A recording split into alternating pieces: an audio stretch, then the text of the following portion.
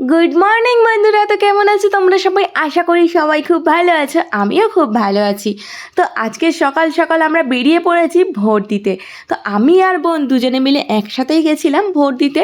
তবে আমার বোন বললো আমাকে আর ভিডিওতে নিস না, ওই কারণে আমি বললাম ঠিক আছে, কোনো দরকার নেই। তারপরে দাঁড়িয়ে পড়লাম ভোটের লাইনে। খুব একটা লাইন না থাকলেও মোটামুটি কয়েকজন ছিল লাইনে। ওদিকে দাদারাও দেখলাম লাইনে দাঁড়িয়ে আছে। তবে এত সবের মাঝখানেও আমার চোখ গেল অন্যদিকে, সেটা হচ্ছে এই লেবু গাছটার দিকে। পুরো লেবু গাছটা বলতে পারো মাথার সামনেই এমন একটি লেবু ঝুলছিল, মনে হচ্ছিল টুক করে ছিঁড়ে নি। যাই হোক, তারপরে ভোট দিয়ে বেরিয়ে পড়লাম। দিয়ে দাদার সাথে আজকে অনেক দিন পরে দেখা হলো, তো ওই কারণে ওকে বললাম দাঁড়াস একটু ফটো তুলবো। এই যে আমার কিন্তু ভোট দেওয়া কমপ্লিট হয়ে গেছে, তবে নেল পলিশের কালারটার জন্য একটু প্রবলেম হয়ে গেছিলো। যাই হোক, তারপরে চলে আসলাম বাড়ি এসে দেখছি অন্ধকার, মানে চারিদিক আটকানো। এদিকে আমাদের তোজো আর চিনি দুজনে মিলে কিন্তু মনের সুখে ফোন দেখে যাচ্ছে। যদিও ভোটের লাইনে যখন দাঁড়িয়েছিলাম তখন একবার ফোন করা হয়ে গেছে যে মা তুমি কখন আসবে, এমনকি আমার জন্য কি খাবার নিয়ে আসবে। তো আমি তো আর কোনো খাবার আনতে ভুলেই গেছিলাম। তো ওটাই আমার কাছে জিজ্ঞাসা করছিল যে আমার জন্য কি খাবার এনেছো। তো আমার যেহেতু কোনো খাবার আনার কথা মাথাতেই নেই, তো ওই কারণে আমার বোন বললো ঠিক আছে আমি একটু পরে আইসক্রিম খাওয়াবো। ওই কারণে দুজনে মিলেই কিন্তু ঝাঁপ মেরে চলে গেল আমার বোনের কাছে। আর আমার বোনকে কিন্তু ওরা যতটা পরিমাণে ভালোবাসে ঠিক ততটা পরিমাণেই কিন্তু ওরা ওকে খুব ভয় পায়। যাই হোক এসে দেখি সুমন কিন্তু এখানে রান্নার প্রিপারেশন নিয়ে নিয়েছে। আসলে ও কিন্তু এখানে চিকেনের মশলাটা আগেই কষিয়ে নিয়েছে। খুব ভালো কিন্তু ও কাজের ছেলে। যাই হোক, ও যেহেতু এদিকটা ঢুকেছিল, তো ওই কারণে আমি ভাবলাম না হয় বিছানাপত্রগুলো পরিষ্কার করে নিই। আসলে তোমাদের একটি কথা জানানো হয়নি, সেটা হচ্ছে আমার বাবার কিন্তু শরীরটা প্রচুর পরিমাণে খারাপ। বাবা হচ্ছে গিয়ে নার্সিংহোমে ভর্তি আছে, কারণ বাবার একটি হার্টের অপারেশন হয়েছে। আর মা সেই পরশুদিন রাত থেকে কিন্তু সেই নার্সিংহোমে বসে আছে। মাকে যতই বোঝাচ্ছি সবাই মিলে যে তোমার এখানে বসে থেকে কোনো লাভ নেই, কিন্তু কে শোনে কার কথা। মা সেই বাবাকে ছেড়ে আসবে না এখানে। আসলে আমার বাবাও কিন্তু এর আগে সেরকম নার্সিংহোম বা হসপিটালের গণ্ডি সেরকমভাবে পেরায়নি। তো ওই কারণে কিন্তু উনিও প্রচণ্ড পরিমাণে ভয় পায়। তো ওনার ভয়টাকে একটু কাটানোর জন্যই কিন্তু মা ওখানে পড়ে আছে। মা না থাকলে আর কি যা হয়, এই ঘরটা কিন্তু ঘর বলেই মনে হচ্ছে না। আমি 2 ঘরের বিছানাপত্র পরিষ্কার করে নিলাম। ওদিকে আমাদের তোজচিনি বায়না করছিল একটু রাস্তায় বেরোবে। তো যাই হোক, ওদেরকে নিয়ে একটু রাস্তায় বেরোলাম। আর সুমনকে বললাম যে তরকারিটা একটু দেখিস, মানে চিকেনটা একটু দেখিস। ও বললো ঠিক আছে, তোমার কোনো চিন্তা করতে লাগবে না। তাই তোজচিনিকে নিয়ে আমি বেরিয়ে পড়লাম একটু রাস্তায়। তো রান্না হয়ে গেলেই না হয় ওদেরকে খাওয়াবো এটাই ভেবে। আর ওদের কিন্তু স্নান টান সব কমপ্লিট। তুমি কোথায় যাচ্ছ? কোন বাড়ি?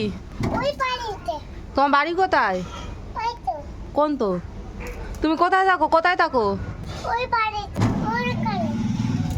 আপনি কোথায় যাচ্ছেন? কোন বাড়ি? ওই বাড়ি? তুমি টোটো চালাতে পারো? কেমন করে চালায়? এরমভাবে চালায়?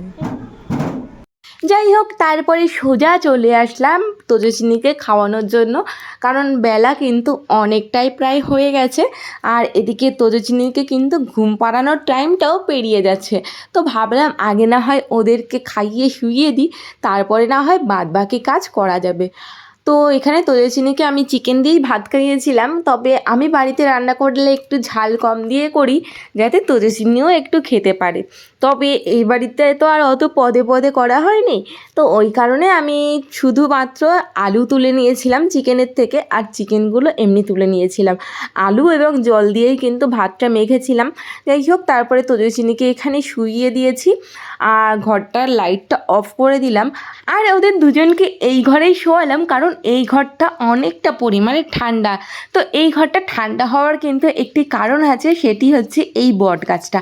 এই বট গাছের ছাওয়াটা কিন্তু পুরোপুরি এই ঘরটার উপরে পড়ে, এমনকি এটা দিয়ে মোটামুটি ভালো হাওয়া দেয়।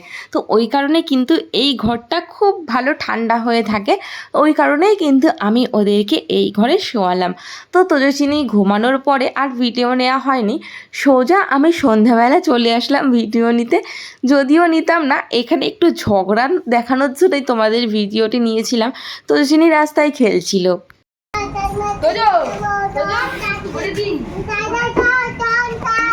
কি করছিস? তুই আমার দাদাকে মারছিস কেন?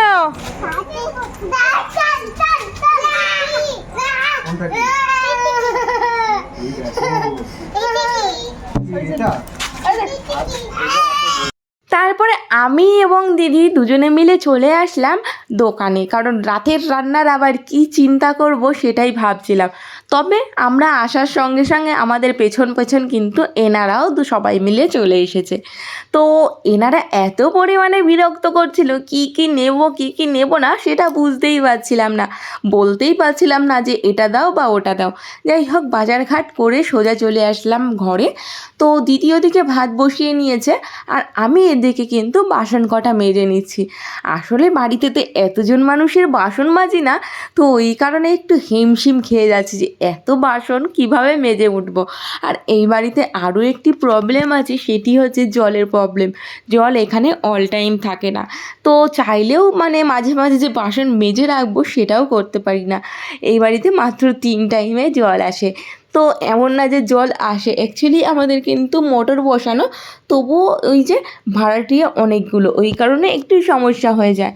যাই হোক, তারপরে রান্না বান্না কমপ্লিট করার পরে এখানে আমি তেজস্বিনীকে আবার ভাত খাওয়াতে নিয়ে নিয়েছি রাতের খাবার।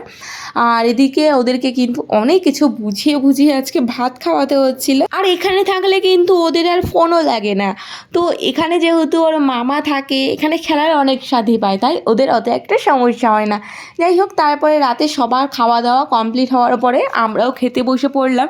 তো সবাই মিলে একসাথে খেতে বসার মজাটাই কিন্তু আলাদা।